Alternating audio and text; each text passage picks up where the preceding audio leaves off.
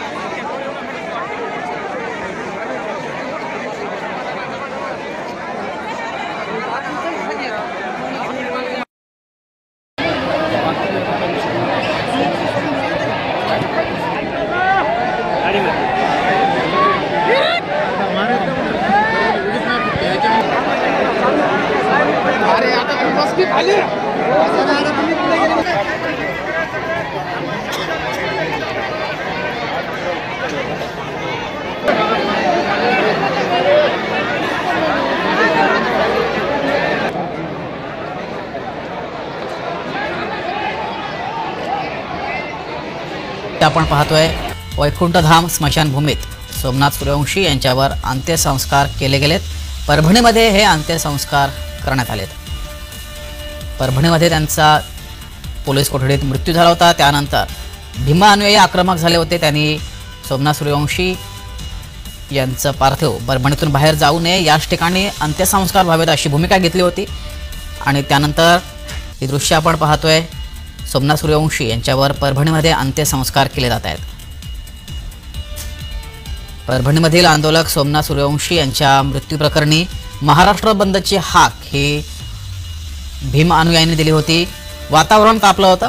त्यानंतर सोमनाथ सूर्यवंशी यांच्यावर अंत्यसंस्कार परभणीमध्येच व्हावेत अशी भूमिका भीम अनुयायींनी घेतली होती। आणि त्यानंतर ही दृश्य आपण पाहतोय, सोमनाथ सूर्यवंशी यांच्यावर परभणीमध्ये वैकुंठधाम येथे अंत्यसंस्कार होत आहेत। या अंत्यसंस्काराला मोठ्या संख्येनं भीम अनुयायी हे एकत्र आले होते।